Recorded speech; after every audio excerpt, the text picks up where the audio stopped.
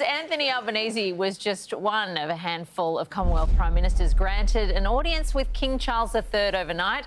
After paying his respects to the late Queen, the PM met with the new monarch to offer his sympathies. Your Majesty, my sincere condolences. You are kind, and it's so wonderful to me. I know my mother would be hugely touched. Well, for the first time in history, a monarch's grandchildren have performed the Vigil of the Princes in a special ceremony. Princes William and Harry, who was given special permission to wear his military uniform, surrounded the coffin with the Queen's 6 other grandkids. Outside, wait times for entering the hall have risen to as long as 24 hours. King Charles and Prince William checking on the royal supporters after temperatures dropped to single digits overnight.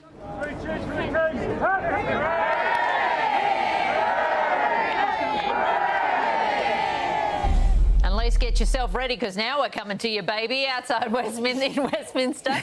Now, how are all of these people going to get through, and are some not going to make it? Well, the good news is that 24-hour wait time has actually dropped back now. And right now we are around 20 hours from that queue being closed. And those already in it have about a 14-hour wait at the moment. So it's now the last chance to join, because in just 24 hours, the Queen's coffin will make its way to Westminster Abbey in the streets surrounding me here in preparation for her funeral, where a congregation of 2,000 people will be taking their place in one of the biggest planned events in modern history. Amongst them, a number of Australians who have made the trip here after being personally invited by the Prime Minister. One of those chosen is Danny Abdallah, the Sydney father who publicly forgave the drunk and drugged driver who killed 3 of his children, Anthony, Angelina, Sienna, and their cousin Veronique. I spoke to Danny a little earlier. Danny, it was just on a week ago today that you got the call from the Prime Minister inviting you to Her Majesty's funeral. That must have stopped you in your tracks.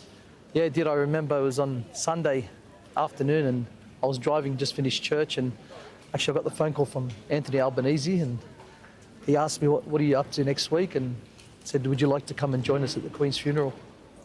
How'd that feel? I was lost for words. Yeah. I thought, really? And yeah, so I rang Layla and said, next week, this is what's happening. She said, go. Yeah. And yeah, responded, yes. And you flew over on the Prime Minister's jet with the Prime Minister and a group of other great Australians similarly honoured. I'm wondering, who did you chat to and what did those conversations consist of? They've all got beautiful stories. Dylan Alcott, he's got a great story, and I had a chat with him, and Shana from Sober in the Country. Miriam Rose, she's a special spiritual lady. Yeah, so we had some good conversations. You undoubtedly deserve this honour as an extraordinary Australian for your charitable work with your foundation after the tragic passing of your children. Can you tell us more about the I Forgive Foundation?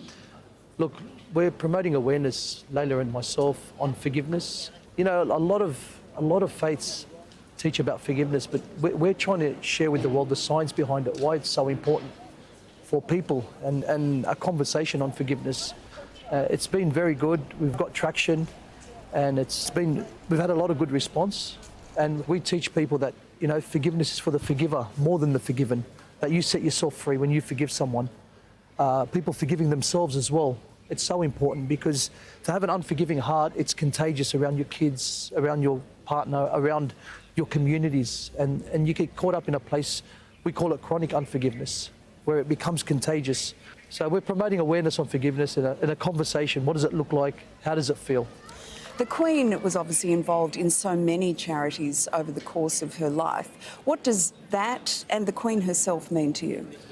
Look, as a child, I'd see her on TV, and growing up, seeing the Queen, and what stood out for me was, I think it was in 2011, when she went to Ireland and she spoke about reconciliation and forgiveness and how important it is. So that touched my heart when she was able to speak about that. Do you feel the presence of your children watching over you on this trip? Yeah. My kids are more alive today than they've ever been. And they took us to the Vatican 3 months ago, and now we're in London attending the Queen's funeral. You're getting quite used to being on the world stage these days, I get the feeling, Danny. I don't know how I ended up here, but yeah, it's something special, and yeah, and look, we need to appreciate that, you know, the Queen is a grandmother and a mother, and the royal family are a family that's going through some grief and pain. As excited as I am, we need to understand that they're grieving, and they're going to miss her as well. Well, Danny, we know that you will do your country, your children, your niece, and your beautiful wife, Layla, very, very proud. So thanks so much for joining us. Thank you, Lisa.